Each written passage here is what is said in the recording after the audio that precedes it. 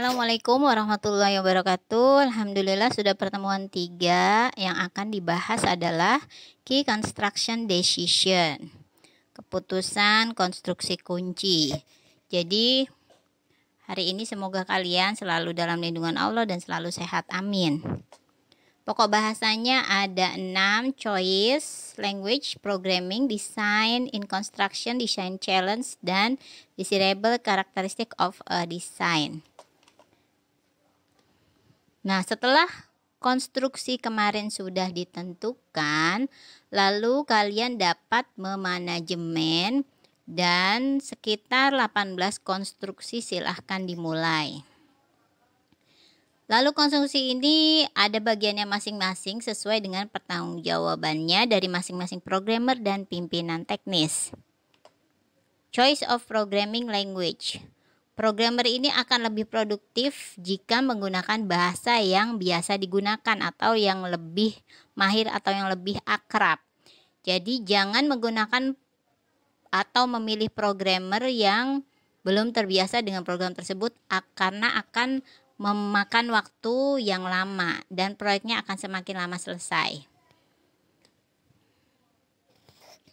Programmer yang bekerja dalam bahasa yang telah mereka gunakan selama 3 tahun atau lebih, sekitar 30% lebih produktif. Jadi minimal 3 tahun atau lebih ya programmernya.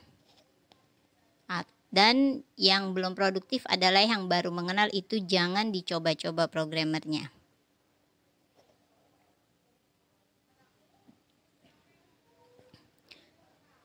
Programmer yang memiliki pengalaman luas dengan bahasa pemrograman lebih dari 50 kali lebih produktif. Nah, programmer yang sering banyak mencoba bahasa pemrograman itu lebih produktif dibanding dengan pengalamannya luas dibanding dengan pengalamannya yang sedikit.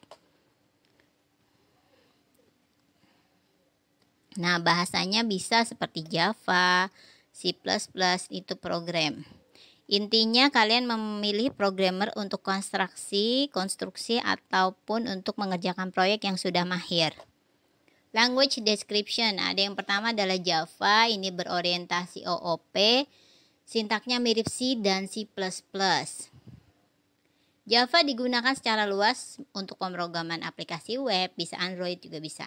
JavaScript adalah bahasa scripting yang ditafsirkan secara longgar terkait dengan Java. Jadi JavaScript ini akan dipadukan bisa dengan Java atau dengan PHP atau dengan CSS, itu ada di dalam aplikasi web online. Perl adalah bahasa penanganan string yang didasarkan pada C dan beberapa utilitas Unix. Ini kalau kalian menggunakan Linux atau Unix, ini akan menggunakan bahasa pemrograman Perl dan ini sulit untuk ditembus atau dihack. Perl ini singkatan dari Practical Extraction and Report Language. Ada juga yang keempat adalah PHP, bahasa scripting open source dengan sintaks sederhana yang mirip dengan Perl. Jadi PHP ini adalah gratis atau open source. Bisa juga di sisi server ataupun klien dan akan kodingannya tertanam pada halaman web. Singkatan PHP adalah Hypertext Processor. Awal berdirinya yaitu Personal Homepage, sekarang Hypertext Processor. Python, nah ini yang kalian pelajari. Bahasa ini mudah diartikan, interaktif, dan berorientasi pada objek. Lalu juga digunakan untuk membuat aplikasi web dan baik kecil maupun besar. SQL adalah Structured Query Language, bahasa standar untuk query atau untuk database seperti MySQL, Oracle, dan lain-lain. Programming Convention dalam perangkat lunak berkualitas tinggi, kita dapat melihat hubungan antara arsitektur dan implementasi tingkat rendah. Jadi walaupun implementasinya sedikit, tapi kalau arsitekturnya tinggi, maka perangkat lunaknya akan berkualitas tinggi. Lalu dalam program yang kompleks, arsitektur ini akan memberi keseimbangan. Jadi kalau programnya terlalu rumit, lalu kira-kira error nggak ya aplikasinya dijalankan? Insya Allah tidak akan error jika arsitekturnya juga bagus dan memberi keseimbangan secara struktural. Juga jangan lupa harus di manajemen arsitektur tersebut. Design in construction. Nah, desain dari konstruksi ini adalah desain proyek tersebut, desain interface, desain database, semua desain penjadwalan, desain semua pengkodean. Intinya desain di dalam langkah-langkah konstruksi. Tetapi desain memang kadang tidak lengkap, jarang yang lengkap. Pemrogram biasanya merancang bagian dari program secara resmi atau sebaliknya. Karena biasanya programmer itu males ya untuk mendesain jadi dadakan semuanya. Design challenge. Design challenge ini adalah ungkapan desain perangkat lunak, berarti konsepsi penemuan, jadi menemukan desain yang bagus sesuai dengan kebutuhan user. Lalu juga desain ini dapat menghubungkan antara pengkodean dengan debugging jika desainnya itu sesuai dengan yang dibutuhkan. Desain tingkat atas yang baik menyediakan struktur yang dapat dengan aman. Nah, kalau desain tingkat atas berarti harus aman untuk aplikasinya ya. Desain ini akan banyak tantangannya. Yang pertama adalah design is a weak problem. Jadi desain ini masalah dapat didefinisikan dengan memecahkannya atau dengan memecahkan sebagian. Karena desain ini memang awalan, jadi harus benar-benar sesuai dengan studi kasus atau masalah sesuai dengan definisi agar dapat menciptakan solusi yang berhasil.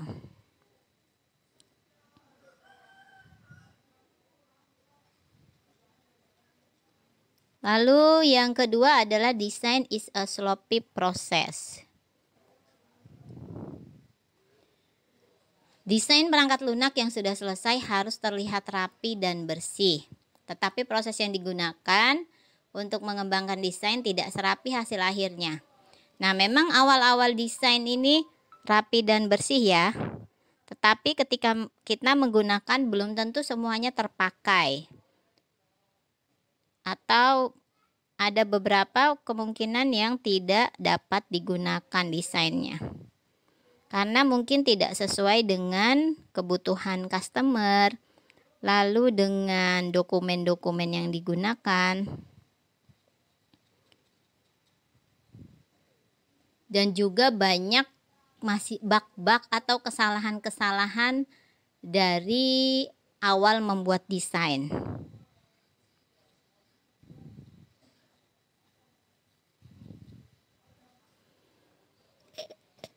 Berapa banyak detail yang cukup? Nah, berapa banyak yang harus direvisi desain tersebut? Kan. Yang ketiga adalah design is about trade-off and priorities. Nah, desain ini adalah prioritas utama ya. Sistem dapat berjalan dengan instan dengan baik jika desainnya juga awalan rencana desainnya ini baik.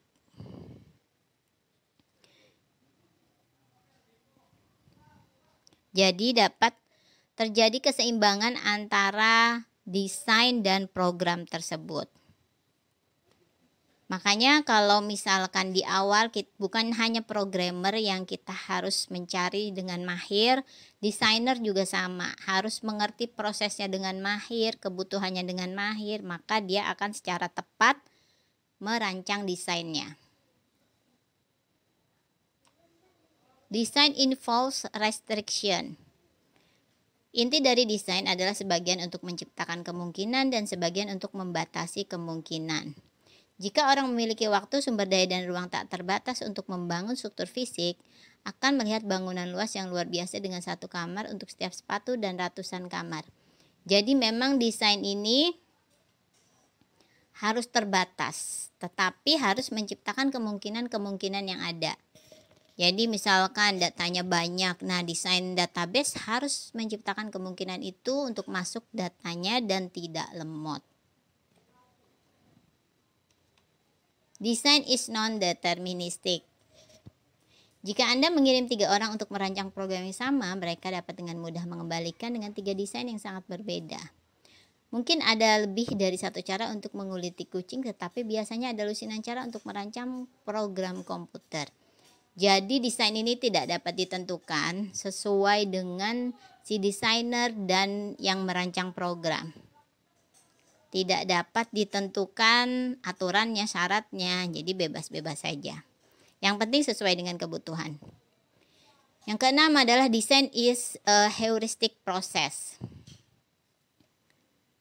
Heuristik ini adalah ada aturan praktis tapi tidak saklek, dan kalau dijalankan kadang berhasil, kadang tidak. Dan itu tidak dapat diprediksi ya. Desain ini adalah alat bantu coba-coba dulu. Jadi coba-coba desainnya kira-kira benar nggak ya begini. Kalau kalian membuat interface, ntar kalau salah bisa diperbaiki di revisi untuk proyek. Design is emergent. Emergent ini adalah cara yang rapi untuk meringkas atribut-atribut desain. Ini adalah dengan mengatakan bahwa desain itu muncul. Desain tidak terbentuk sepenuhnya langsung dari otak seseorang. Mereka berevolusi dan meningkatkan melalui desain ulasan. Jadi desain ini bukan hanya dari pemikiran, tetapi dari wawancara, diperoleh dari observasi, dari literatur. Nah, itu dia desain yang sudah didapat. Jadi tidak main asal-asalan. Desirable characteristic of a design. Beberapa karakteristik agar desain berkualitas tinggi yaitu adalah mempunyai keandalan kinerja. Jadi desain ini dapat andal dan kinerjanya cepat. Andal ini sesuai dengan apa yang diharapkan tadi ya. Yang pertama adalah minimal complexity. Harus meminimalkan kompleksitas. Jadi desain ini adalah sederhana dan mudah dimengerti. Itu dari karakteristiknya. Yang kedua, ease of maintenance. Mudah untuk di maintenance atau dipelihara. Jadi kalau programmernya ganti, seandainya programmernya ganti atau yang lama pun mudah untuk direvisi. Yang ketiga adalah minimal connectedness. Konektivitas minimal berarti merancang sehingga Anda menahan koneksi di antara bagian program yang berbeda seminimal mungkin. Jadi tidak terlalu banyak database, bukan database, table yang digunakan. Jadi jalannya program bisa lebih cepat. Yang keempat adalah extensibility. Meningkatkan sistem tanpa menyebabkan kekerasan pada struktur yang mendasarinya. Jadi desain ini dapat meningkatkan pekerjaan sistem dengan cepat dan handal. Yang kelima adalah reusability. Nah, seperti BSI mungkin zaman dulu dengan kampus online, sekarang sudah dengan MyBase. Nah, reusability ini, desain database ini dapat digunakan kembali tanpa harus mendesain ulang. High fun-in. Jumlah kelas yang tinggi. Jadi jumlah kelasnya ini sesuai dengan masing-masing objek desain. Misalkan di MyBase itu ada mata kuliah, lalu ada mahasiswa, lalu ada dosen, sesuai dengan kenyataan atau sesuai dengan masalah. Yang ketujuh adalah low to medium fan out. Fan out rendah ke sedang berarti memiliki kelas tertentu menggunakan sejumlah kelas rendah lainnya. Prinsip low fan out bermanfaat jika Anda mempertimbangkan jumlah rutinitas dipanggil dari dalam rutinitas atau dari dalam kelasnya. Jadi ini berhubungan dengan yang tadi ya. Kelas-kelas ini jangan terlalu banyak berhubungan karena akan menyebabkan program jalan semakin lambat. Portability merancang sistem sehingga Anda dapat dengan mudah memindahkannya ke lingkungan lain. Jadi portability ini bisa sistem ini dipindahkan ke lingkungan lain seperti tadi ya, dari staf kampus ke MyBase itu tanpa mengulangi lagi desainnya. Yang kedelapan, leanness, merancang sistem sehingga tidak memiliki bagian tambahan. Nah, leanness ini desain dari awal sudah komplit, sudah lengkap, sudah mencakup semua sistem. Jadi ketika ada perubahan sistem, perubahan desain maupun perubahan aplikasi, itu tetap pada semula, kompatibel dengan yang lain. Yang kesembilan, stratification. Desain bertingkat berarti mencoba menjaga tingkat dekomposisi agar dapat dikelompokkan sehingga Anda dapat melihat sistem pada setiap tingkat tunggal dan mendapatkan tampilan yang konsisten. Jadi tampilannya ini konsisten ya, tidak banyak warna, lalu tidak banyak tulisan, tulisannya juga mudah dibaca. Intinya sederhana juga hubungannya. Yang 10 adalah standar teknik. Semakin sistem mengandalkan potongan eksotis, maka semakin menakutkan bagi mereka yang mencoba memahaminya pertama kali. Jadi desain ini ada teknik standarnya, standar yang umum bukan standar yang khusus. Misalkan penjualan, standarnya ada pemesanan, pengiriman, lalu ada pembayaran. Nah, itu standarnya. Demikianlah apa yang saya jelaskan hari ini. Silahkan dikerjakan. Ini soalnya nomor 1, nomor 2, lalu nomor 3, nomor 4, kemudian nomor 5. Mohon maaf jika ada penjelasan yang kurang dapat dipahami, silahkan japri. Jangan lupa like, komen, dan subscribe. Saya akhiri dulu. Wassalamualaikum warahmatullahi wabarakatuh.